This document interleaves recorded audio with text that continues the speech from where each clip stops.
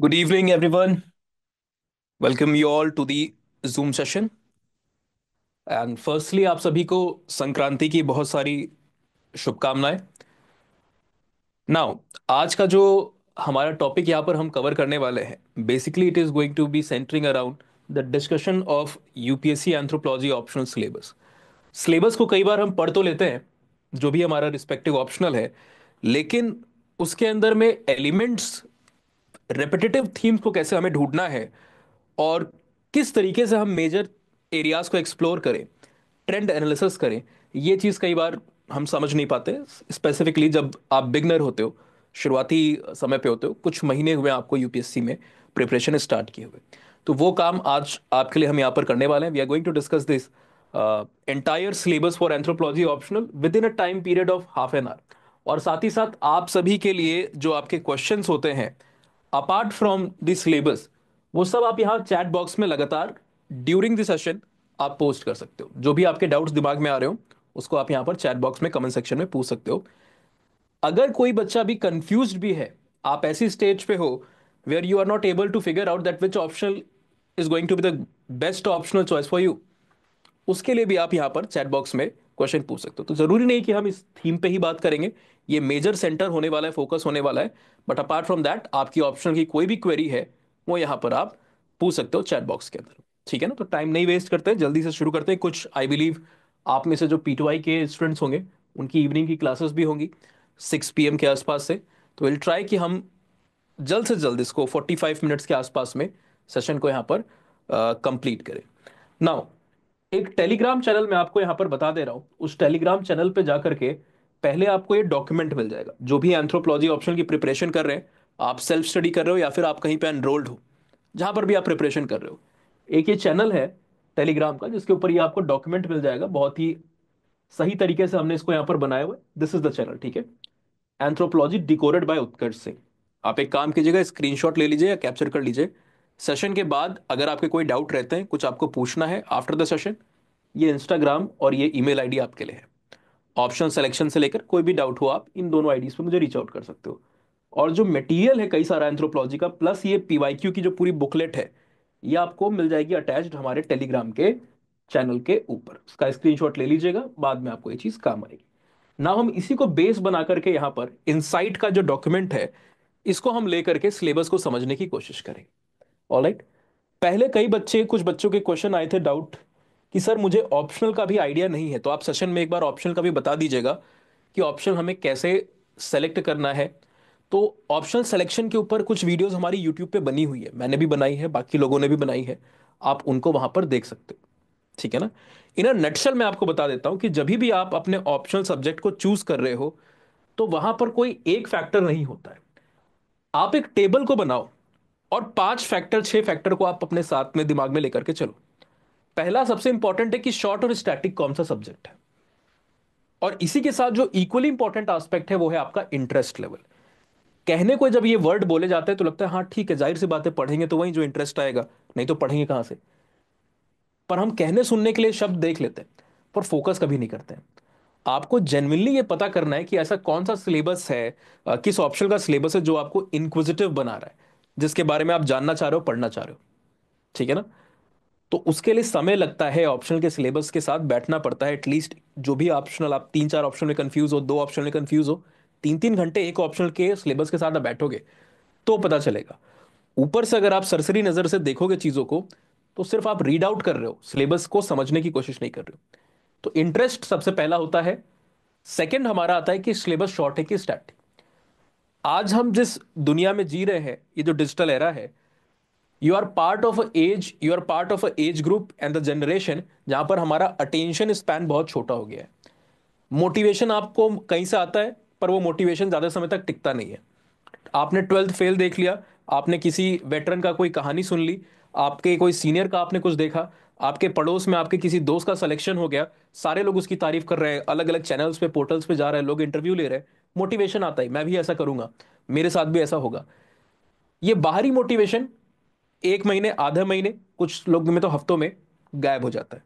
तो मोटिवेशन आ रहा है पर मोटिवेटेड रह नहीं रहे। ठीक है? प्रिपरेशन शुरू कर रहे हैं, पर कहते हैं ना, हर दिन होत ना एक समान। 4 दिन पढ़ाई की बहुत मन से, पांचवें दिन आज सो जाते हैं, आज मूवी देख लेते हैं, और आज आज आज आज वो बिल्डअप होता है, एक महीने का गैप आता है। फिर बच्चों के मैसेज आते हैं, सर एक महीना मैं पढ़ नहीं पाया था। और कई बार बच्चे बहाने भी बनाते हैं कि सर तबीयत खराब हो गई थी, फीवर आ गया था। ऐसा कौन सा फीवर है जो एक महीने तक रहता है? एक महीने तक तो डेंगू का फीवर फीवर भी नहीं आपको रहेगा, आप मेडिकेशन लेना चालू करते हो तो। ठीक है ना? तो बड़े अजीब अजीब बच्चे बहाने बनाते हैं और छूट जाती है बीच बीच में प्रिपरेशन। फिर हम ऑन ट्रैक आने की कोशिश करते हैं, फिर दिक्कत आती है। तो कोशिश हमें करनी है कि हम एक ऐसा ऑप्शन ढूंढें जहां पर इंटरेस्ट भी हो और वो शॉर्ट और स्टैटिक हो। बिकॉज अगर ऑप्शन बहुत लेंदी है तो वो ऑटोमेटिकली आपकी जनरेशन जो कि शॉर्ट अटेंशन स्पैम की प्रॉब्लम से जूझ रही है, इस प्रॉब्लम को और ज्यादा एग्रवेट करेगी। आप जब आज कंटेंट भी देखते हो ना, तो पहले के जमाने में आपको अच्छा लगता था कि बच्चे पहले कैसे ढूंढते थे, या हमारे समय में जब नया नया इंटरनेट आया था, और आई थिंक मुझे एग्जैक्टली exactly नहीं याद है, 1 GB या 2 GB वहां पर बड़ा महंगा मिलता था। 100-200 रुपए में 1 GB या 2 GB मिलता था, है ना? आज तो वो प्राइस मेरे ख्याल से शायद 10-15 रुपए पे आ गया होगा। एक जमाने में 200 रुपए में आपको जीबी मिलता था। और साइबर कैफेज हुआ करते थे, वो जो सीआरटी वाले मॉनिटर हुआ करते थे वो होते थे। तो किसी तरीके से हमें अगर कोई लेक्चर कहीं मिलता भी था, किसी ने दिया हुआ है, ऑडियो क्वालिटी खराब, वीडियो क्वालिटी खराब, और हम ढूंढते थे कि कहाँ 2 घंटे या 3 घंटे का लेक्चर है, ये पूरा संपूर्ण अध्ययन करें, डिटेल्ड में चीजों को समझें। आज हम लोग कई बार जब देखते हैं तो बच्चा कहता है कि इतना लंबा हम नहीं पढ़ पाएंगे, हमें छोटे में बताइए, उसकी समरी बताइए। शॉर्ट्स देखने की आदत होगी, 1 मिनट 1.5 मिनट में इंफॉर्मेशन को लेने की आदत होगी। तो you will have this problem. ये बहुत बड़ी प्रॉब्लम बन जाती है कि हमारा टेंशन स्पैम छोटा है। 4 पन्ने 5 पन्ने किताबें पढ़े, आगे बढ़ने का मन नहीं कर रहा है। We can not read like हमारे समय में we use to read 50 pages a day. हमसे सीनियर जो होते थे लोग 100 पन्ने पढ़ जाते थे।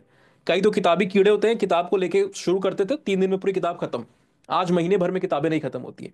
तो आप इस तरीके के समय में जी रहे हो जहां पर अटेंशन स्पैन बहुत ही डाइल्यूट हो चुका है हमारा। और वहां पर अगर आपका ऑप्शन भी बहुत बड़ा है और उसके अंदर में डेली अपडेट्स करंट अफेयर्स आ रहे हैं, तो इवन अगर आपको इंटरेस्ट भी है उस ऑप्शन में, आप धीमे धीमे ग्रिप को लूज करते जाओगे। और फिर फोमो बिल्ट होता जाएगा कि मैं सही से नहीं पढ़ रहा हूं, कोई और सही से पढ़ रहा होगा, क्या मैं कर पाऊंगा? सेल्फ आप इस तरीके के क्वेश्चन करने लगते हो अपने ऊपर। ठीक है ना? तो शॉर्ट और स्टैटिक ऑप्शन होना चाहिए। 6 महीने से ज्यादा अगर ऑप्शन में लग रहे हैं तो वो ऑप्शन शायद हर किसी के लिए सूटेबल नहीं है। हर किसी के लिए सूटेबल नहीं है। और अगर बहुत ही डायनेमिक है कि रोज करंट अफेयर्स आ रहा है, रोज देखना है ईपीडब्ल्यू में क्या है, हिंदू में क्या है, कुरुक्षेत्र में क्या है, इंडियन एक्सप्रेस में क्या आया हुआ है, ठीक है ना, रिसर्च पेपर कोई आया हुआ है, तो अगर डेली ये बेसिस पे काम करना है, then also this option is going to be hectic. कुछ ऑप्शन ऐसे हैं जहां पर स्टैटिक पोर्शन 5-6 महीने में खत्म हो जाता है, बट डायनेमिक कभी खत्म ही नहीं होता है। तो ये बैलेंस बना करके हमें देखना होता है। फिर आप देखिए, थोड़ा बहुत ओवरलैपिंग अगर होगी तो भी ठीक है, बट बहुत ज्यादा overlapping comes at a cost. अगर कोई सब्जेक्ट बहुत ओवरलैपिंग है तो उसका एक कॉस्ट होता है कि वहां पर नंबर बहुत ज्यादा नहीं आते हैं, क्योंकि वो सब्जेक्ट, यूपीएससी का नेचर ह्यूमैनिटीज ओरिएंटेड है। और जो आपके सोशल साइंस के सब्जेक्ट है, ह्यूमैनिटीज के जो सब्जेक्ट है, वही सबसे अधिक ओवरलैप करेंगे। जैसे एंथ्रोपोलॉजी है, जैसे पीएसआईआर है, जैसे सोशियोलॉजी है ना? ये सब ओवरलैप है, हिस्ट्री है, जियोग्राफी है, ओवरलैप करते हैं। पर एट व्हाट कॉस्ट? कि वहां पर एवरेज मार्क्स उतने ज्यादा नहीं होंगे जितने साइंस के सब्जेक्ट के होंगे जो ऑब्जेक्टिव होते हैं। यूपीएससी का नेचर साइंस ओरिएंटेड नहीं है, पर साइंस के सब्जेक्ट में ऑब्जेक्टिविटी ज्यादा है और नंबर ज्यादा फेच कर सकते हो आप। 300 ज्यादा आसानी से क्रॉस कर सकते हो। तो एंथ्रोपोलॉजी आपके लिए बड़ा रिलीफ बन जाता है, बिकॉज इसको हम कहते हैं कि it is most humanistic of the sciences and most scientific of the humanities. तो यहाँ पर जो एवरेज मार्क्स आते हैं, कई बार ऐसे आते हैं कि मैथ्स वाले शर्मा शर्मा जाते हैं, फिजिक्स वाले शर्मा जाते हैं। मैथ्स का तो सबसे फेमस स्कोर है मेरे ख्याल से, जो टॉपर जिनको आप जानते हो, कनिष्क कटारिया। स्कोर है 361 आई बिलीव, एक बार चेक कीजिएगा, जहां तक मुझे ध्यान है, मैंने देखा था जब। एंथ्रोपोलॉजी में टॉपर भी नहीं है, न टॉप 10 में, टॉप 20 में रैंक, एक रैंडम कैंडिडेट कुछ साल पहले, लक्ष्मी नागप्पन, स्कोर 362। और ऐसा नहीं कि once in a wild miracle 350 Sachin ji का आप देखोगे, 335 वसीम भट्ट, अक्षत जैन, दोनों के वहां पर आए हुए हैं। और इनमें से किसी का बैकग्राउंड एंथ्रोपोलॉजी नहीं था। ठीक है ना? तो ये एक चीज आपको देखनी है कि ओवरलैपिंग तो हो, बट मार्क्स वहां पर अच्छे आ रहे हैं। क्योंकि ह्यूमैनिटीज के जो सब्जेक्ट है वहां पर 275 क्रॉस करने में, वो बहुत ही ब्राइट बच्चा होगा, अबव एवरेज होगा, तो ही 275 के ऊपर जाएगा। जबकि एंथ्रोपोलॉजी में 275 इज द एवरेज मार्क्स। सो इन सारे फैक्टर्स को मिला करके आपको देखना है। किसी भी एक फैक्टर में अगर कोई ऑप्शन अच्छा है, जैसे एंथ्रो, आपको लगे कि मार्क्स बहुत ज्यादा आते हैं यहाँ पर, है ना, ओवरलैप भी करा देगा हमें, GS1 GS2 GS3 GS4 S से एथिक्स, सबसे ओवरलैप दिलाएगा, पर्सनैलिटी टेस्ट में हमको हेल्प करेगा, तो ये बहुत अच्छा है। मार्क्स इसमें ज्यादा आएंगे, ठीक है ना। बट बाकी एस्पेक्ट में अगर अच्छा नहीं होगा, शॉर्ट स्टैटिक नहीं होगा, तो फिर उसका कोई मतलब नहीं। इसलिए जब भी आप इवेल्युएट करो, सारे पॉइंट्स के ऊपर करो। एक यहाँ पर इस पीडीएफ के अंदर में हमने कुछ चार्ट्स भी ऐड किए हुए हैं, जहां पर आपको कुछ डाटा देखने को मिलेगा, ठीक है ना। सक्सेस रेट जो अलग अलग ऑप्शनल के हैं, वो यहाँ पर आपको देखने को मिल रहे हैं। पास्ट डेकेड में एंथ्रोपोलॉजी का सबसे कंसिस्टेंट यहाँ पर रहा है, और भी ऑप्शन है जो ठीक ठाक दिए हैं। नाउ अब हम सिलेबस के ऊपर आ जाते हैं। एंथ्रोपोलॉजी के सब्जेक्ट को जब आप देखते हो, तो it is divided into 4 branches. Socio cultural, जो कि बिल्कुल सोशियोलॉजी से मिलता है। कई बार बच्चा देखता है, सर ये कुछ गड़बड़ तो नहीं है, यूपीएससी ने कुछ गलत तो नहीं लिख दिया, ये सारी चीजें तो सोशियोलॉजी में लिखी हुई थी। Marriage, family, kinship, religion, status, society, social association, social group, role, है ना, सोशल स्ट्रक्चर, इनइक्वालिटी, ये सारी चीजें, स्ट्रैटिफिकेशन, ये तो सोशियोलॉजी में था। ये यहां पर क्या कर रहा है? तो सोशल एंथ्रो सोशियोलॉजी और एंथ्रोपोलॉजी को सिबलिंग्स कहा जाता है, they are like cousin siblings. और सोशल एंथ्रोपोलॉजी जो है वो सोशियोलॉजी से काफी मिलती है। ये पहली ब्रांच है। दूसरी जो ब्रांच है वो है बायोलॉजिकल और life sciences. There is a reason कि मोस्ट ऑफ द इंजीनियर्स और डॉक्टर्स या फिर जो लाइफ साइंसेस बीएससी वाले जो बच्चे होते हैं, अगर ये अपना सब्जेक्ट नहीं ले रहे, तो कहा जाता है कि दूसरा सब्जेक्ट अगर ये एंथ्रो छोड़ के कोई ले रहे हैं, तो इन्होंने पहली गलती तो तभी कर दी। यानी अगर आपका बैकग्राउंड इंजीनियरिंग का है, मेडिकल का है, या बीएससी आपने किया, बीएससी एमएससी किया हुआ, साइंस का सब्जेक्ट है आपका, आप अपना सब्जेक्ट लेने में कॉन्फिडेंट नहीं हो, रिसोर्सेज नहीं है, गाइडेंस नहीं है, या डिफिकल्टी बहुत ज्यादा लग रही है पीवाईक्यू को देख करके जो आपने पढ़ा है उससे, और अगर आप एंथ्रो भी नहीं ले रहे हो, तो पहली गलती आपने यूपीएससी में अपने पैरों पे कुल्हाड़ी वहीं मार दी। बिकॉज अगर आपका ये बैकग्राउंड है, तो एंथ्रोपोलॉजी इज ऑटोमेटिकली एक good choice for you. Why? Because एक पूरा सेक्शन जो यहां पर है वो फिजिकल बायोलॉजिकल वाला सेक्शन है, जो किसी के लिए कठिन नहीं है। ऐसा नहीं कि हिस्ट्री वाले के लिए कठिन होगा, बिकॉज वो सारी वही चीजें हैं जो आप 10th 11th में पढ़ते हो। डार्विन जो आप बचपन से पढ़ते आ रहे हो, लेमार्क जो आप बचपन से पढ़ते आ रहे हो, म्यूटेशन जो आप बचपन से पढ़ते आ रहे हो, तो वो सारी चीजें आपके लिए यहां पर है। अब साइंस वालों के लिए वो ज्यादा आसान हो जाती है कंपैरेटिवली, अगर आप देखोगे तो ह्यूमैनिटीज वाला कहेगा, आर्ट्स वाला कहेगा, तो मेरे लिए क्या है, साइंस वाले के लिए तो बायस है फिर ये। नहीं, जब आर्कियोलॉजिकल एंथ्रोपोलॉजी आएगी तो आपको आसान पड़ता है कंपैरेटिवली, है सबके लिए इंटरेस्टिंग आसान, लेकिन ह्यूमैनिटीज वाले के लिए ज्यादा आसान पड़ जाता है जो आर्कियोलॉजिकल एंथ्रोपोलॉजी। तो वो तीसरी ब्रांच है। और चौथी ब्रांच है लिंग्विस्टिक एंथ्रोपोलॉजी। ये सब्जेक्ट की 4 ब्रांचेस हैं। लेकिन जब आप अपने सिलेबस को देखोगे, तो like all the optional, anthropology का सिलेबस भी 2 भागों में बटा हुआ है। एंथ्रोपोलॉजी का जो सिलेबस है ये भी 2 भागों में बटा हुआ है, पेपर 1 और paper 2। Each and every subject जो भी आप उठाओगे, पेपर 1 जनरल पेपर होता है आपका, और पेपर 2 इंडियन ओरिएंटेड होता है। जैसे फिलॉसफी है, तो पेपर 2 जो है इंडियन फिलोसफर्स के बारे में, इंडिया की फिलोसफी के बारे में बात करती है, ठीक है ना, इंडियन सोसाइटी के बारे में बात होगी। तो वैसे ही एंथ्रो का भी पेपर 2 इंडियन ओरिएंटेड है, पेपर 1 जनरल में बात करता है। तो यहां पर टोटल 6 सेक्शन आपके आ जाते हैं। वो 6 सेक्शन आपके सामने ये दिए हुए हैं, और इनका वेटेज भी दिया हुआ है यहां पर बोर्ड पे, जो आपको समझने में हेल्प करता है कि पेपर में कहां से कितने क्वेश्चन आते हैं। ये पिछले 10 साल का एक एवरेज है कि किस सेक्शन से कितने आ रहे हैं, ठीक है ना। अब आपको एक सेक्शन बड़ा कम लिखेगा, लगेगा थ्योरीज बड़ा कम आया हुआ है, तो ये इंपॉर्टेंट नहीं है। थ्योरीज किस लिए कम आया हुआ है? बिकॉज कहने को तो ये एक सेक्शन है, लेकिन ये पूरा सेक्शन एक यूनिट में है, पेपर 1 की यूनिट 6 के अंदर में। और यहां पर एक साथ आप 10 थ्योरीज को पढ़ते हो, ठीक है ना। तो बहुत ज्यादा आएगी एक यूनिट से, तो 2 थ्योरीज आएंगी। मिनिमम 15 मार्क्स, मैक्सिमम 40 मार्क्स, इतना ही क्वेश्चन वहां से आएगा। सो पढ़ने को हम इसको 3 हफ्ते तक पढ़ते हैं, लेकिन क्वेश्चन वहां से एक ही दो आने हैं, वो भी पेपर 1 के अंदर में, ठीक है। बाकी जो सेक्शन है वो लगभग इक्वली इंपॉर्टेंट आपको देखने को मिल रहे हैं। एक है आपका ट्राइबल एंथ्रोपोलॉजी जो कि पेपर 2 में है, इंडियन एंथ्रोपोलॉजी जो कि पेपर 2 में है, फिजिकल एंथ्रोपोलॉजी जो पेपर 1 में है, सोशल कल्चरल एंथ्रोपोलॉजी जो कि पेपर 1 में है, आर्कियोलॉजिकल ये इकलौता ऐसा सेक्शन है जो पेपर 1 और पेपर 2 दोनों में है। पेपर 1 में जनरल आर्कियोलॉजी है, यूरोप की आर्कियोलॉजी, अफ्रीका की आर्कियोलॉजी, और पेपर 2 में इंडिया की आर्कियोलॉजी है कि भीमबेटका केव्स में क्या है, पंचमढ़ी के अंदर में क्या देखने को मिलता है, कश्मीर के रीजन में किस तरीके का नियोलिथिक सेटलमेंट था। मोस्टली जो आप GS 1 में पढ़ रहे होते हो वो सारी चीजें यहां पर मिल जाती, वो सारी चीजें यहां पर आपको मिल जाती, ठीक है ना। तो इस तरीके से आपके पूरे सिलेबस का एक डिवीजन है। अब यहां पर एक बड़ी अच्छी बात है कि सबसे छोटा और सबसे कम समय जिसमें लगता है इंडियन एंथ्रोपोलॉजी में वो ऑलमोस्ट सेकंड लार्जेस्ट कंट्रीब्यूटर है आपका। अगर आप मार्क्स वाइज देखोगे, बड़े क्वेश्चन आते हैं। ये खत्म हो जाता है अगर हम पढ़ाएं इसको तो 2 हफ्ते में। और अगर कोई अपने पे आ जाए कि हाँ मुझे उसको खत्म करना है, तो ये 6-7 दिन से ज्यादा नहीं लेता है। 6 to 7 डेज, 4 to 5 आवर्स अगर आप दे रहे हो, 6-7 डेज में खत्म हो जाता है। और कंट्रीब्यूशन देखिए इसमें इसका कितना ज्यादा है इंडियन एंथ्रोपोलॉजी का। ठीक है। ऑन दी अदर हैंड ये थ्योरीज लगभग 3 हफ्ते 4 हफ्ते चलता है। मिनिमम 3 तो चलता ही चलता है। अगर बच्चे के डाउट ज्यादा है, केस स्टडीज ज्यादा पढ़ रही है, तो वहां पर 4 हफ्ते भी चल सकता है। लेकिन आ कितना रहा है, हार्डली 2 क्वेश्चन आ रहे हैं हर साल। ऑलराइट। तो ये आपको अपने दिमाग में एक माइंड मैप बना करके चलना है। और ये पूरा सिलेबस यहाँ पर आगे दिया हुआ है, एक एक करके हम समझेंगे। इससे पहले यहाँ पर एक क्वेश्चन आई थिंक स्वप्निल का है। सर, एंथ्रोपोलॉजी के लिए साइंस बैकग्राउंड होना कितना जरूरी है? साइंस बैकग्राउंड से हमारा मतलब ये है कि आपको डार्विन के बारे में पता है कि नहीं पता है, आपको म्यूटेशंस पता है कि नहीं पता है। ठीक है ना? ये सारी अगर बेसिक जानकारी अगर आपको है कि लेमार्क क्या कहते हैं, डार्विन क्या कहते हैं, म्यूटेशंस क्या होता है, आइसोलेशन क्या होता है, जो सबने 8 और 10th के बीच में पढ़ी हुई है, चाहे आप जिस भी बोर्ड में रहे हो, 7 to 10th के बीच में आपने पढ़ा है, उतनी ही जरूरी है। ऐसा नहीं है कि आपको ग्रेजुएशन लेवल की साइंस चाहिए या इवन 12th लेवल की साइंस चाहिए। 12th की साइंस के अंदर में जो चीज़ आप पढ़ रहे हो, इम्यूनोलॉजी आपका आता है। ठीक है ना? आपके पास एनसीईआरटी होगी, आप उठा करके देखिएगा।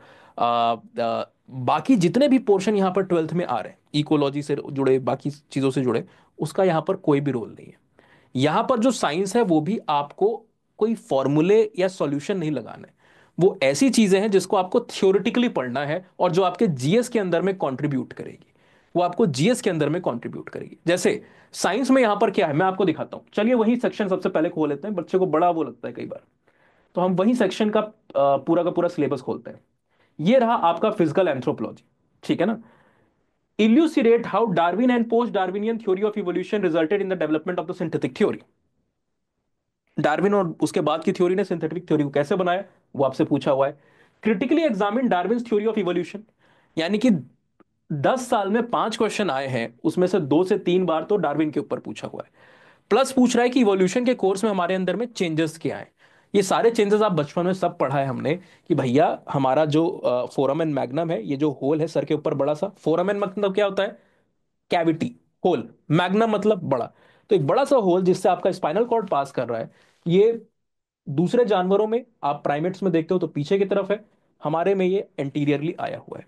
क्या ये याद करने में बच्चे को कोई बहुत ज्यादा फॉर्मूला लगाना है, केमिकल इक्विलिब्रियम स्टैब्लिश करना है, Gattermann coach reaction, river terrace, ये सब उसको वहां पर पढ़ना है? आंसर इज नो, सिंपल है। ठीक है, इट्स लाइक फैक्ट्स। तो आपसे पूछा है कि इवोल्यूशन में चेंजेस क्या है, तो यही बताने हैं कि फेस जो है श्रिंक हुआ है। चिंपैंजीज वगैरह के दांतों को आप देखोगे बहुत बड़े बड़े हैं। ये जॉ जो है बहुत मैसिव है, हमारे में नहीं है। क्वेश्चन पूछा क्यों नहीं है? क्योंकि भैया हम प्रोसेस्ड फूड को खाते हैं, हमने फायर की डिस्कवरी की, हम कुक्ड फूड को खा रहे हैं, तो जो प्रेशर लग रहा है जॉ के ऊपर कुक्ड फूड को खाने में, जो सॉफ्ट है, वो ज्यादा नहीं है। ठीक है ना? जबकि अनप्रोसेस्ड फूड को जब हमारे एंसेस्टर्स खा रहे थे तो प्रेशर ज्यादा लग रहा था। तो मैसिव जॉज आपको चाहिए थे। अब लोकोमोशन की बात करो, एंसेस्टर्स 4 पैर पे चलते थे और हम 2 पैर पे चलते हैं। तो दीज आर ऑल फैक्ट्स, इसके अंदर में कोई साइंस की बात नहीं है। ये बड़ी आसान चीज है और सबको इंटरेस्ट आउट करती है। नहीं इंटरेस्ट आउट करती है then it is a different thing, वो पर्सनल चॉइस हो सकती है जो सब्जेक्टिव है, एक इंसान की दूसरे इंसान से बदलेगी। तो ऐसे क्वेश्चन आपसे पूछ रहे हैं। नेक्स्ट जब आप जाओगे तो देखोगे कि ये क्रोमोसोमल अबरेशन, डाउन सिंड्रोम क्या होता है, क्लेनफेंटर क्या है, पटाउ क्या है, एडवर्ड्स क्या है, ये सब हमने 10th तक पढ़ा हुआ है। कौन कौन से सिंड्रोम है सब पढ़ा हुआ है, और ये साइंस एंड टेक्नोलॉजी में भी आपको पूछेगा। ठीक है? अब इसमें साइंस ऐसा कुछ नहीं है। जैसे आप सोशियोलॉजी में थ्योरी को याद करोगे, जैसे आप ज्योग्राफी में चीजों को पढ़ोगे, फैक्ट्स को पढ़ोगे, जैसे आप हिस्ट्री में डेट्स को याद रखोगे, इवेंट्स को याद रखोगे, वैसे यहां पर भी है। आपको बताना है कि डाउन सिंड्रोम क्या है, उसके कैरेक्टरिस्टिक क्या है। आप बताओगे जो डाउन सिंड्रोम का पेशेंट है उसके में ये होता है, ये होता है, ये होता है, ये होता है। हाइट उसकी आपको देखने को मिलेगा, लीनियरिटी वहां पर बढ़ती हुई देखने को मिली है। क्लेनफेंटर में हाइट कम हो जा रही है। अब हाइट कम रह जा रही है तो उसको ठीक करने के लिए क्या सॉल्यूशन है? वहां पर ग्रोथ हार्मोन को एज अ रिप्लेसमेंट थेरेपी देना पड़ेगा आपको। ठीक है ना? तो सिर्फ यही बताना, it is all about fact, जो जियोग्राफी में भी यहां पर भी। Science is rather interesting I believe. इसीलिए नंबर ज्यादा मिलते हैं, बिकॉज इंटरेस्ट आता है, बच्चों के दिमाग में कंसेप्ट के तौर पे वो चीजें रह जाती है। ठीक है ना। रट्टाफिकेशन बहुत ज्यादा आपको नहीं करना पड़ता है। तो मेरे ख्याल से साइंस का होना इज अ एड। हम क्या समझते हैं, हमारे लिए हिसाब से साइंस मैथ है, इक्वेशंस है, डेरिवेशंस है, केमिकल इक्विलिब्रियम है, वो डायग्राम से जो हम बनाते थे, प्रोटोजोआ मोनोरा, ये सेल साइकिल का जो डायग्राम वगैरह ये सारी चीजें, ये सब होगा। But that is not part of physical anthropology. वो आपको यहां पर नहीं करना है। आपको एपिथेलियल सेल्स का डायग्राम जूम करके नहीं बनाना है, जो बॉटनी में आप पढ़ते हो, जो कई बार आप देख करके परेशान होते हो कि हम कैसे बनाएंगे वो डायग्राम, वो सब नहीं करना है आपको यहाँ पर। ठीक है ना। यहाँ पर जो साइंस है, उससे नंबर भी अच्छे आते हैं, और वो सिर्फ मेयरली याद रखनी है। एक यूनिट यहाँ पर आएगी रेसिज्म वाली, ये रही यूनिट 9.5। इसको हम पढ़ाते हैं तो बच्चा कहता है सर ये बहुत अच्छा लगा, क्या साइंस में भी जब साइंस वाला पोर्शन आएगा तभी भी ऐसा रहेगा? तो बच्चे को बताते हैं बेटा ये साइंस वाला ही पोर्शन था, ये साइंस की ही यूनिट है 9.5। वो कहता है सर ये तो बढ़िया शांति, इसमें तो साइंस ऐसा कुछ नहीं था। आपने पढ़ा कि रेस और रेसिज्म क्या है, जो आप जीएस में भी 50 बार पढ़ते हो, अमेरिका रेसिज्म से परेशान है जैसे इंडिया कास्ट सिस्टम से परेशान रहता है। तो रेसिज्म में आपने पढ़ा कि यहां पर फिजिकल अपीयरेंस के बेस पे क्या किया जा रहा है, एक सुपीरियर एक को इंफीरियर बताया जा रहा है। यही सारी चीजें तो हमारे वेदास में भी हैं। वेदास में जो आप आर्यन लिटरेचर को देखोगे, तो जो नेटिव है, इंडिजिनस पॉपुलेशन, जब वो आए तो उन्होंने वेदास में उनको क्या लिखा हुआ है, दासाज लिखा हुआ है, दास्यूज लिखा है, वृषभ, अनास, शुश्रिप ये लिखा हुआ है।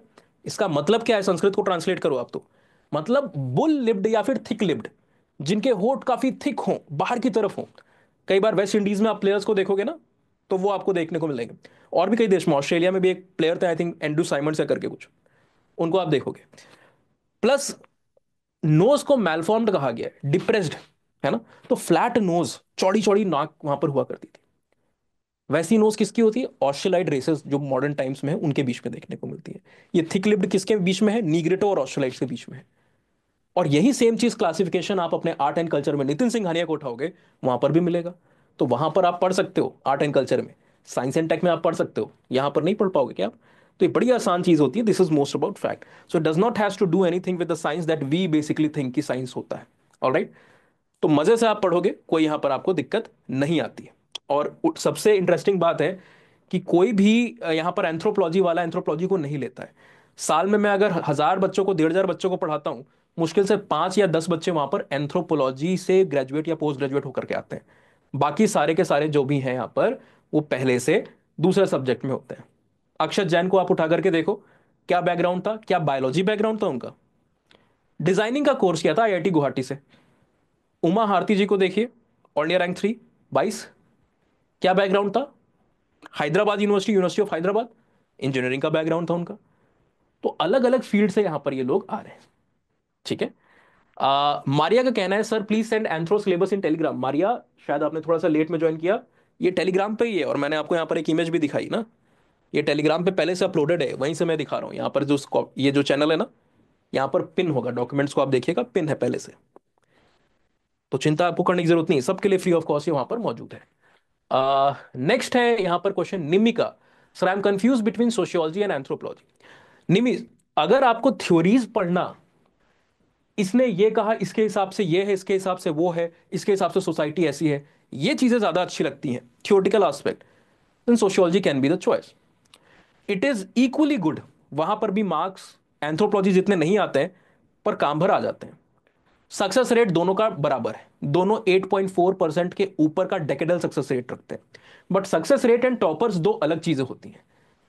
सक्सेस रेट का मतलब है कि जो सोशियोलॉजी को ले रहे हैं, एंथ्रोपोलॉजी को ले रहे हैं, वो सेलेक्ट हो रहे हैं, पर उनमें से रैंक किसकी बेटर आ रही है, टॉपर्स किसके, तो वहां पर एंथ्रोपोलॉजी का कोई कंपैरिजन नहीं है। एक फैक्ट है कि out of all the 26 optional that you see, 8.4 के ऊपर का डेकेडल यानी पिछले 10 साल का सक्सेस रेट तीन ही ऑप्शनल ने बनाए हैं लगातार। कौन कौन है, एंथ्रो, सोशियो, पीएसआईआर, ये तीन सबसे बड़े ऑप्शनल है।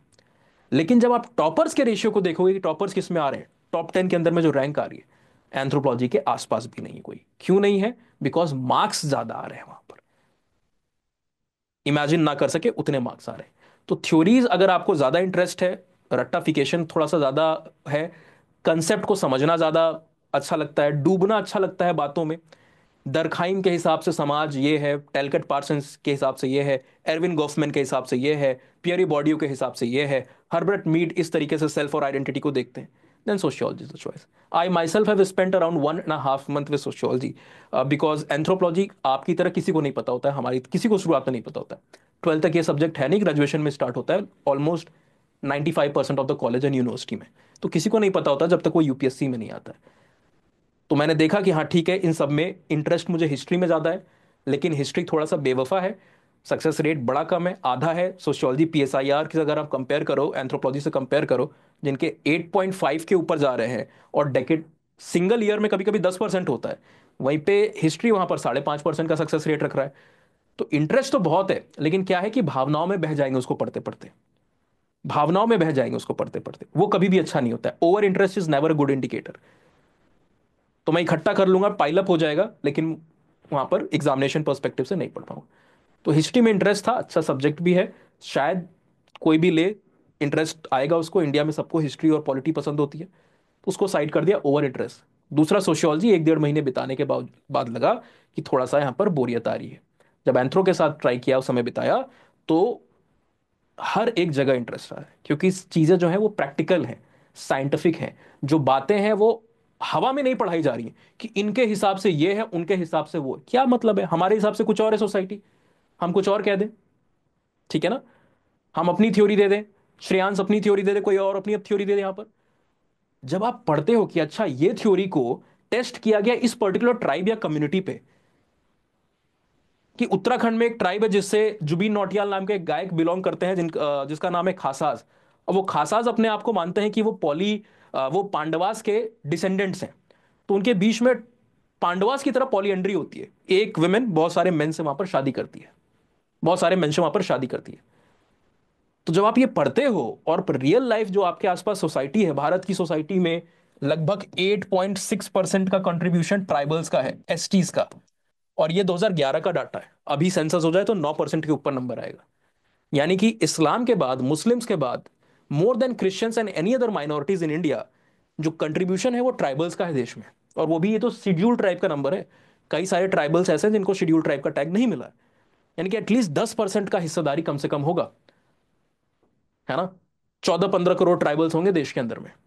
और हमें क्या, उनके बारे में किसी सब्जेक्ट में नहीं पढ़ाया जाता है. कभी उनके चीज़ों को जीआई टैग मिल गया तो आर्ट एंड कल्चर में पढ़ लिया, कभी कोई न्यूज़ में आ गया कहीं पे मणिपुर में कुछ हो रहा है, नागाज कुकीज जोमीज के बीच में, तो पढ़ लिया, तो पढ़ लिया, नहीं तो हम नहीं पढ़ते हैं. तो यहाँ पर आप एग्जाम्पल्स के स्टडीज के साथ पढ़ते हो उन कम्युनिटीज को जो आपकी सोसाइटी का पार्ट है.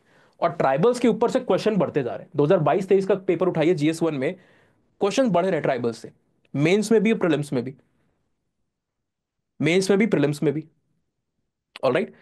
तो आपको वहां पर भी ये काफी ज्यादा हेल्प करता है. तो इंटरेस्ट, प्रैक्टिकलिटी अगर आपका फोकस है तो एंथ्रोपोलॉजी. अदरवाइज वो जो थोड़ा सा फिलोसफिकल नेचर है, डूबना, इनकी बातें वो, उनकी बातें वो, है ना, तो शायद सोशियोलॉजी एक चॉइस बेटर आपके लिए रहे. अपना अपना सब्जेक्टिव पर्सपेक्टिव हो सकता है, हो सकता है मुझे जो चीज़ बोर कर रही हो किसी और को इंटरेस्ट करे. इसलिए मैं कह रहा हूँ कि आप एक बार थोड़ा सा रीडिंग करके देखिए कहाँ पर ज़्यादा आपको इंटरेस्ट आ रहा है. कुछ लेक्चर्स भी हैं हर फैकल्टी के, ऑलमोस्ट हर इंस्टीट्यूट के कुछ लेक्चर्स हैं, नेट पे मिल जाएंगे.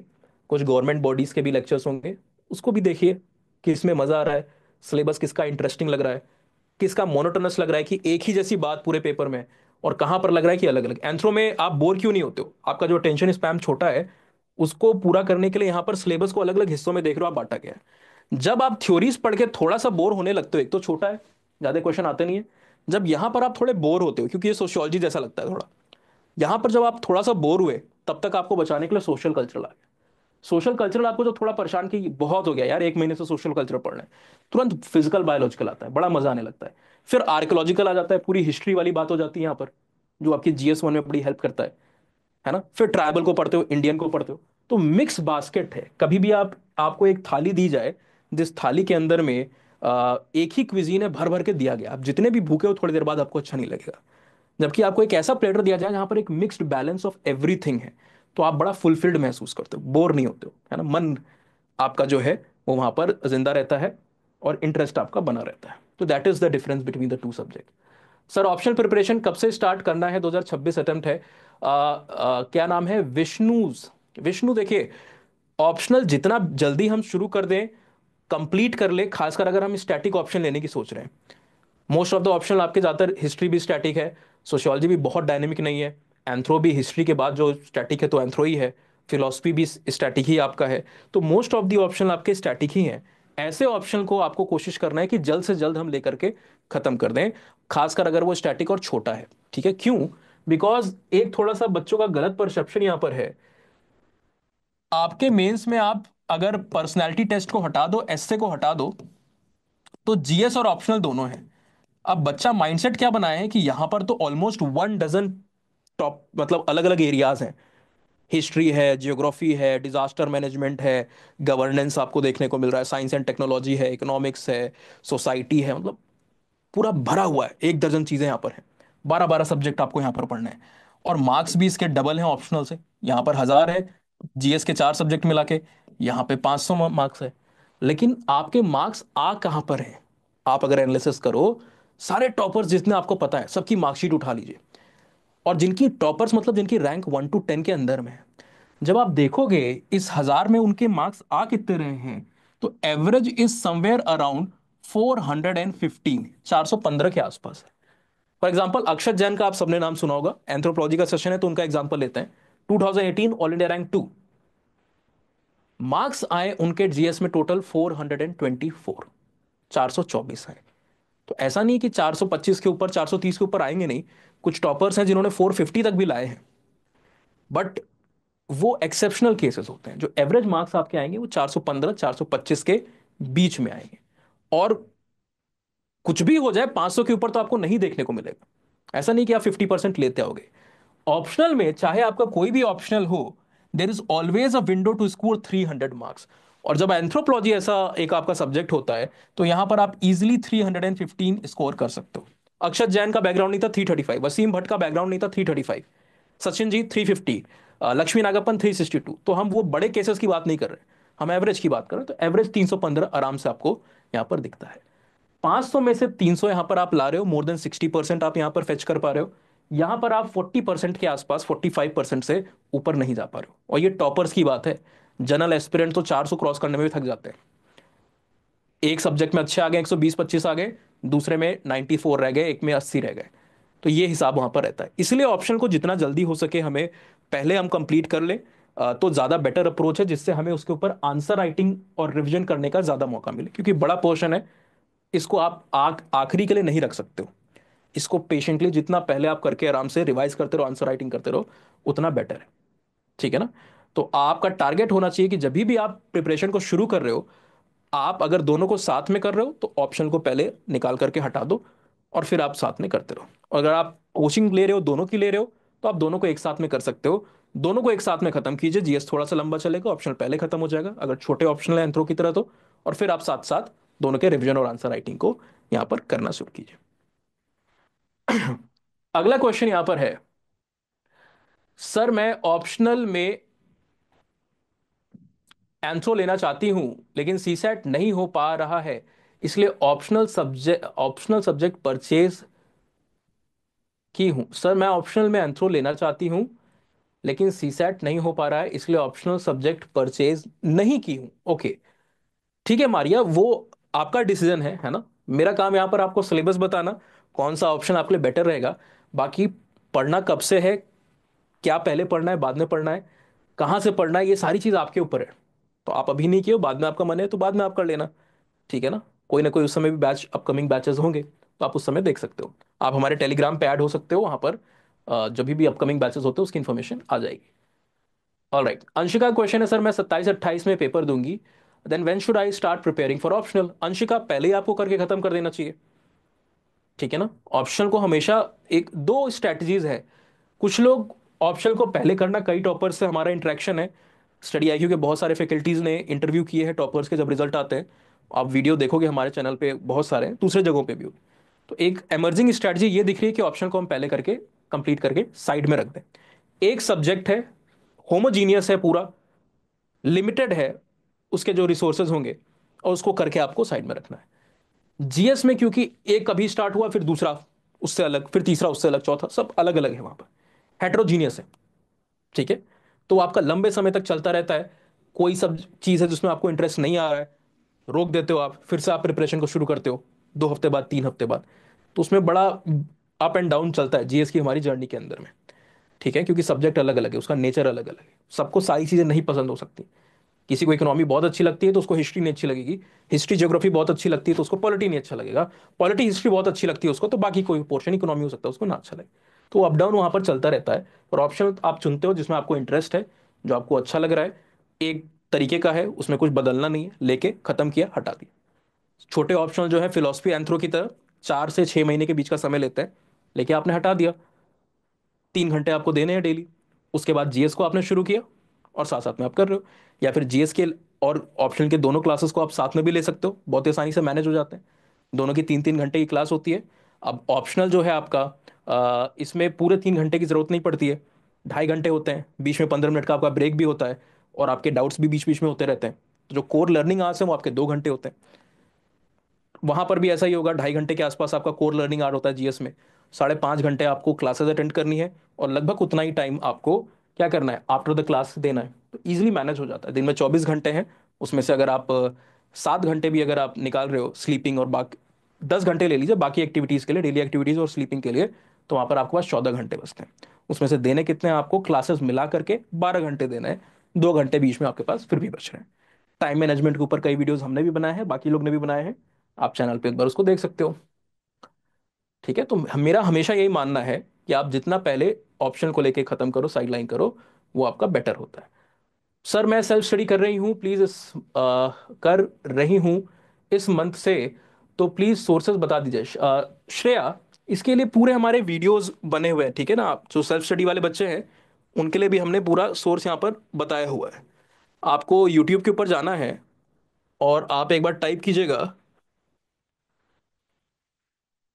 Anthropology beginners kit, anthropology beginners kit. ये बिगिनर किट प्लेलिस्ट को खोला आपने, 11 वीडियोस हैं इसके अंदर में। How to choose the right optional detail में यहां पर आपको पता चल जाएगा। आप इसको अगर चुनने में कंफ्यूजन हो रहा है तो इसको देखिएगा। बुक लिस्ट सारी की सारी यहां पर है। ऑल्दो बुक से हमारा यहां पर प्रिपरेशन नहीं हो पाता है, मोस्ट ऑफ द ऑप्शनल, बहुत कम बच्चे हैं जो सक्सेस रेट है, अगर हम किताब से ऑप्शनल को प्रिपेयर करें तो ऑप्शनल में बहुत कम है। It is almost impossible to score more than 225 marks, I believe in any other. दूसरे ऑप्शनल में का मैं, मेरे पास अथॉरिटी नहीं है, तो एंथ्रो का तो मैं बोल सकता हूं, पर मेरा मानना है किसी और भी ऑप्शनल में किताबें नहीं होती हैं ऑप्शनल्स की। इवन जीएस की नहीं होती हैं, पर जीएस में फिर भी काम चल जाता है। ऑप्शनल कभी भी हमारा किताबों से प्रिपरेशन नहीं हो पाती, उसके सोर्सेज यहाँ पर नहीं होते हैं। तो यहाँ पर एक एक किताब और किताबों के अलावा भी जो सोर्सेज हैं, वेबसाइट है, कहाँ से करंट अफेयर्स डालने, ये सब यहाँ पर मेंशन किया हुआ है हमने इस वीडियो के अंदर में, बुक लिस्ट एंड रिसोर्सेज वाले में। पर प्रॉब्लम यह है कि वो चलती नहीं है, एरर्स बहुत सारे हैं।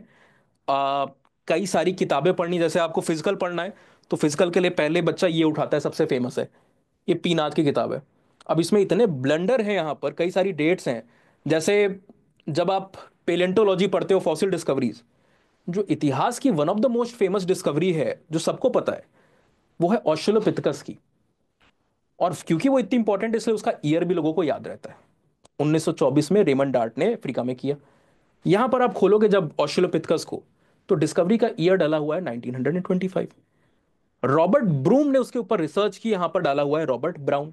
तो मिस्टेक सब बड़े होते हैं, क्यों? ऑथर क्या, ऑथर क्या अच्छे नहीं है? नहीं, ऑथर बहुत बड़े हैं, बहुत अच्छे हैं, लेकिन पब्लिकेशन एरर जो है, क्योंकि छोटे मोटे पब्लिकेशन है, हार्पर कॉलिंस, ये बड़े बड़े जो पब्लिकेशन हाउस है ये इसको बना नहीं रहे, इनकी एडिटोरियल टीम में हो सकता है दिक्कत हो, या जो भी दिक्कत हो, प्रिंटिंग मिस्टेक हो, उसकी वजह से गलतियों से भरा हुआ है।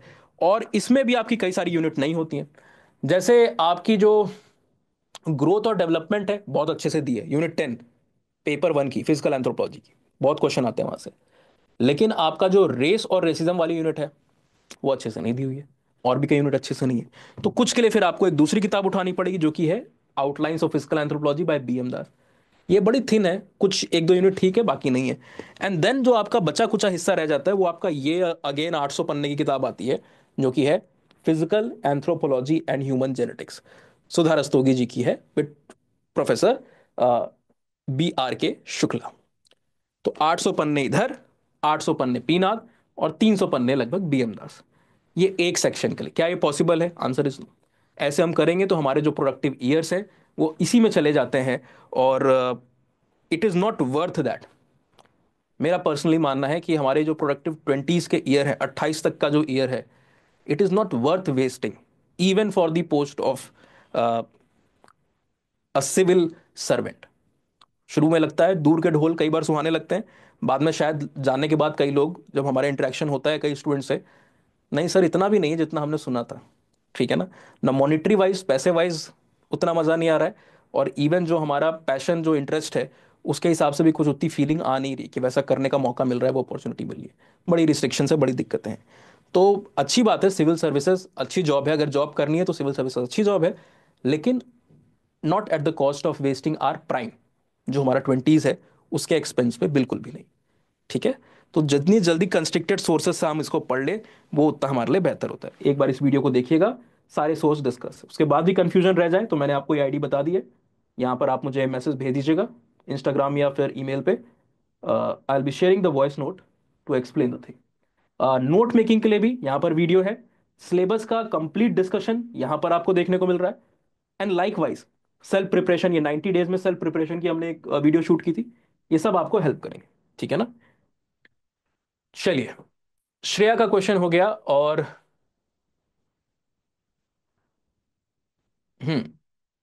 नहीं विष्णु, डिपेंड करता है, मुझे तो नहीं लगता कि डिफिकल्ट है, पर हम किस लेवल पर है, मतलब हमारा शुरुआती एजुकेशन हमने कितना ध्यान दिया हुआ है, उसके ऊपर डिपेंड करता है, ज्यादा मेहनत वहां पर नहीं लगती है।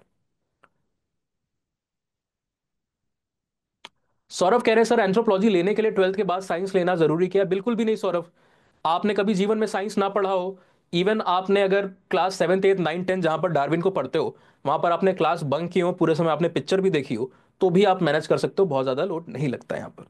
कंप्यूटर एप्लीकेशन के बच्चे, कंप्यूटर एप्लीकेशन क्योंकि है नहीं ऑप्शनल में, कंप्यूटर एप्लीकेशन वाले आते हैं जिनको कोई मतलब नहीं डार्विन से, वो भी स्कोर करते हैं, उनके भी आते हैं। साइंस का यहाँ पर चीजें आसान करता है, बट ऐसा नहीं कि साइंस के बिना काम नहीं होगा। और अगर यहां पर साइंस के बिना काम नहीं होगा, तो साइंस एंड टेक्नोलॉजी में तो आप सोच के चलिए कि आपको 0 मार्क्स मिल रहे हैं, वहां पे तो नंबर आने ही नहीं है साइंस एंड टेक्नोलॉजी वाले पोर्शन। इतना डिफरेंस है यहाँ की साइंस में और साइंस एंड टेक में। ये वैसे ही बात हो गई कि क्या जीएस में हम हिस्ट्री पढ़ सकते हैं अगर हमने ट्वेल्थ के बाद या टेंथ के बाद हिस्ट्री नहीं पढ़ी है?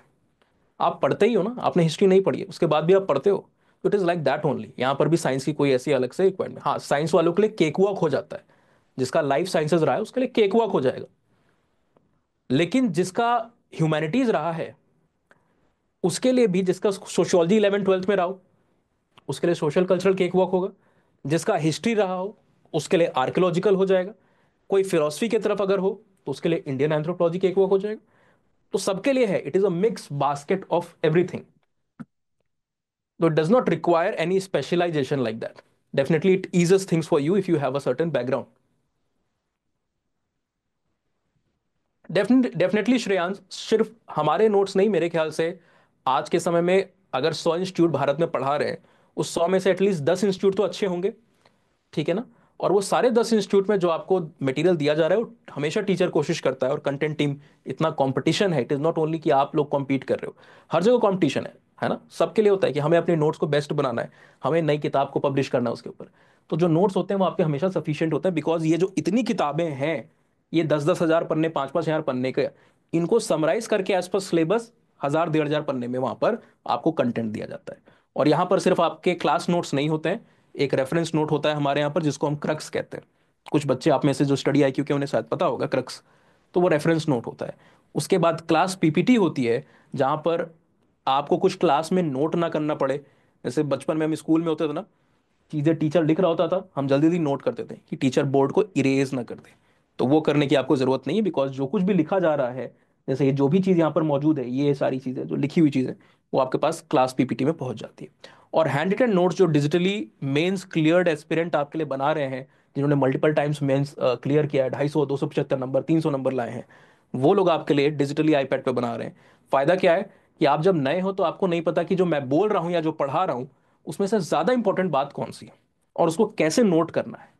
तो हैंड रिटन नोट जो है वो कई बार उन एस्पिरेंट के जिन्होंने 3 साल पढ़ा है उस सब्जेक्ट को, मेंस दिए हैं कई बार, तो वो जो आपके लिए नोट बनाते हैं वो आपको बड़ा हैंडी आता है, फ्लो चार्ट है, इमेजेस है ना, तो बड़ा हेल्प होता है। और क्योंकि हाथ से नहीं बनाए, आईपैड के ऊपर डिजिटली बनाए हैं, तो राइटिंग समझने में भी कोई दिक्कत नहीं होती है।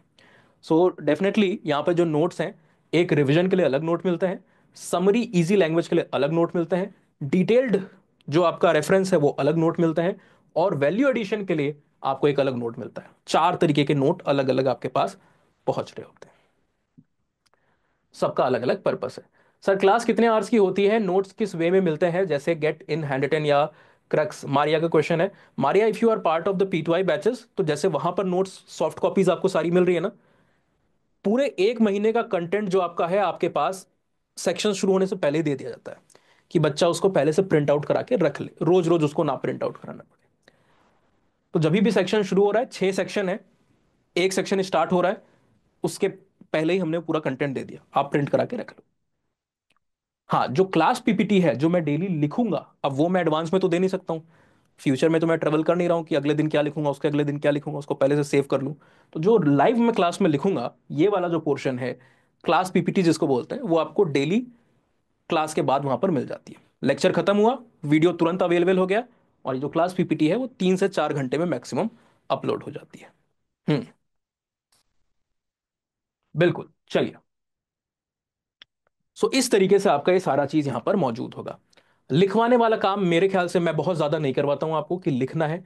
मेरा मानना है ये चीज, even I believe from the college days, कई बार क्या होता था, हम जब पढ़ते थे तो टीचर अपना नोट लिया और नोट में वहां पर पढ़ा रहा है, उसने बोला कि वो लिखो चीजों को।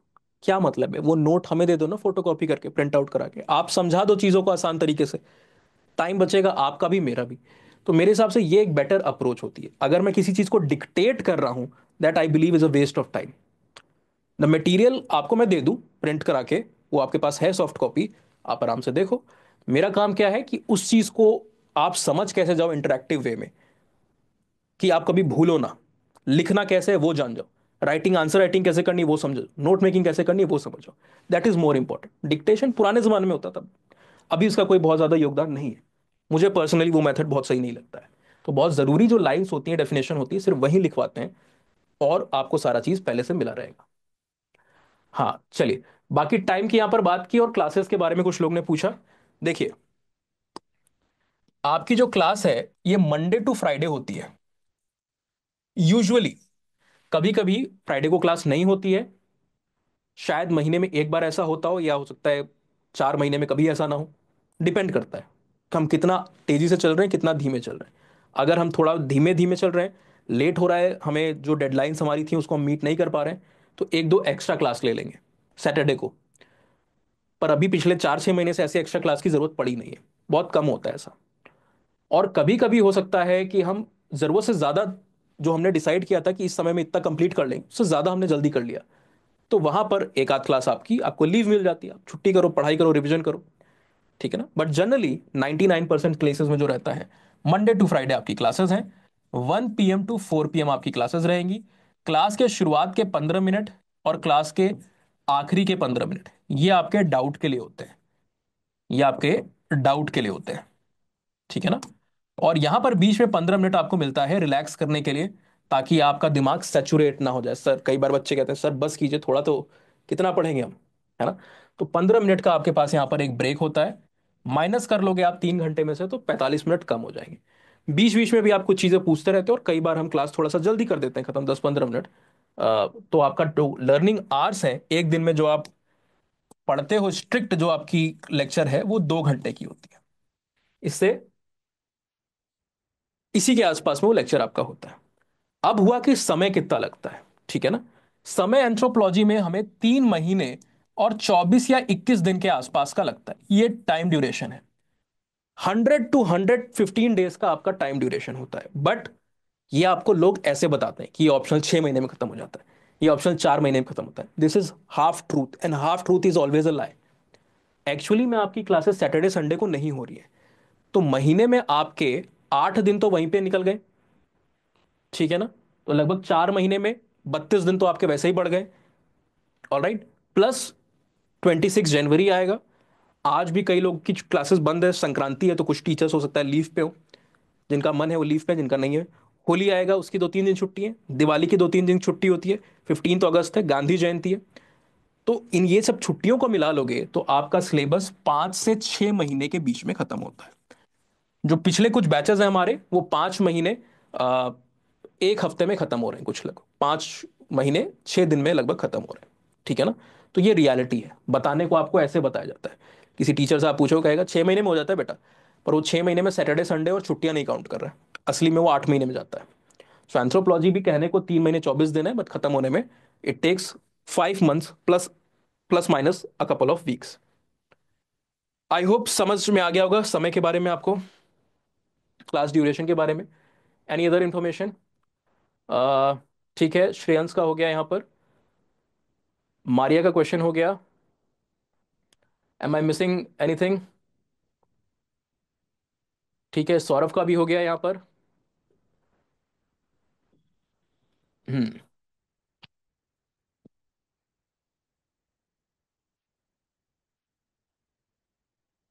श्रेयांश का एक क्वेश्चन है, sir I am from history background, how much it be beneficial for me? Shreyansh, एक पूरा सेक्शन आपका आर्कियोलॉजिकल वाला है, तो हिस्ट्री बैकग्राउंड वाले को पूरी वो हेल्प करता है। ठीक है ना। वहां पर आप लोअर पेलोलिथिक से शुरू करते हो, 3.3 मिलियन ईयर अगो से इंडस वैली सिविलाइजेशन के डिक्लाइन तक 1800 टू 1900 बीसी तक का सफर तय करते हो। और उसके बाद भी जो आपका पीजीडब्ल्यू एनबीपीडब्ल्यू कल्चर है, जो वैदिक एज से जुड़ा हुआ है, वो भी आपको वहां पर पढ़ने को मिलता है। तो definitely it is going to, पूरा एक सेक्शन आपके लिए वहां पर केक वर्क आपको लगेगा, अगर आपका बैकग्राउंड और इंटरेस्ट दोनों हिस्ट्री में है तो।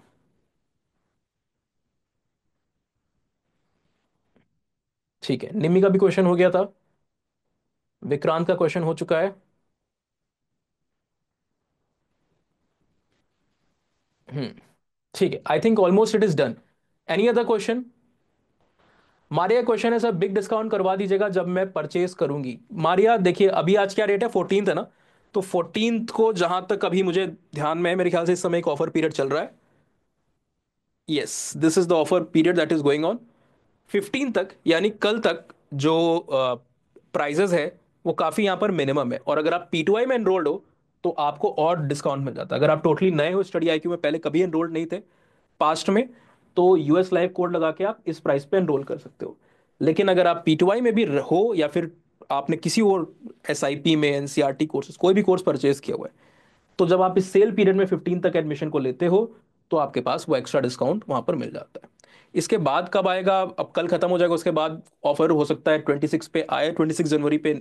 वो एडवांस में हमें नहीं पता होता है, होली पे आएगा या 26 पे आएगा, we are not sure about that. ठीक है ना, तो पहले से उसके बारे में कमिट नहीं कर सकते। लेकिन आप जब भी लेना चाहोगे, तो जो मैक्सिमम प्राइस जो डिस्काउंट हो पाएगा, डेफिनेटली वो टीम आपको बता देगी। उसके लिए आप मुझे रीच आउट कर सकते हो, ये जो आईडी आपको मैंने पहले बताई हुई है। ठीक है ना। जो पुराने बच्चे स्टडी IQ के हैं, वो इस आईडी पे पहुंच जाइएगा, इंस्टाग्राम पे या ईमेल पे अपना रजिस्टर मोबाइल नंबर और पूरा नाम दे दीजिएगा। ओल्ड स्टूडेंट डिस्काउंट कोड आपके पास जो मैक्सिमम होगा वो सेंड करवा देंगे। Hmm. All right. So thank you very much for joining in. Have a very nice day. कोई भी डाउट हो, मैंने आपको आईडीज बताई हुई है, कभी भी आप रीच आउट करो, टाइम मिलेगा बिल्कुल आपके क्वेश्चंस को वहां पर भी वॉइस नोट भेज के आंसर करेंगे। Have a very nice day. Happy Sankranti once again. Goodbye, take care, all the best for your preparation.